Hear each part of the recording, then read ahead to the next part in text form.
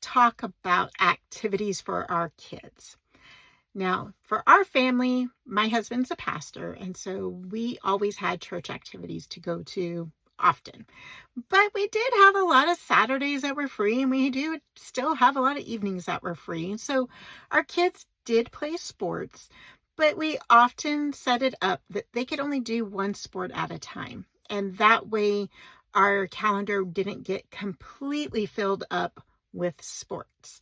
And our Saturdays would not be just nonstop running from one game to the next. And so that really worked for us.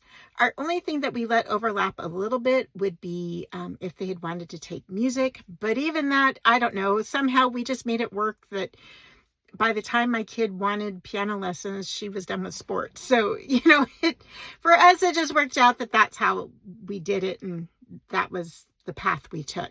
However, I do see a lot of parents that just pack it in. Their kids are playing 2 sports. They are doing a music lesson or some kind of art or some other extracurricular activity through school that just is one more afternoon, evening that they're away from home. And I worry about our kids if we fill up their schedule too much. Kids need to be bored. Kids need to have time to have that imaginative play.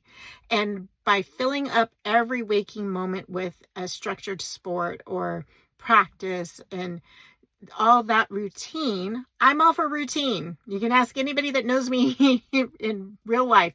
I'm for routine. But when we have too much, it causes our kids to be very rigid and lack flexibility in their thinking and problem solving.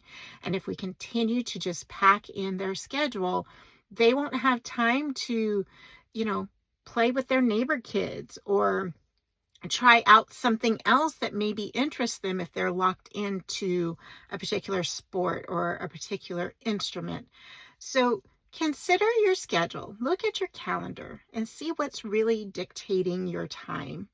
And maybe have a family conversation about priorities and what it is that your family wants to accomplish and having time to do things together and, maybe volunteer together somewhere, but also to just have that downtime, to have a Saturday with absolutely nothing going on is amazing. And it helps your kids to reset before their week back at school. So call a family meeting, have some conversations, chat with your kids about how much they really enjoy each activity that they're doing. Or is it that, they've committed and they're going to stick it out?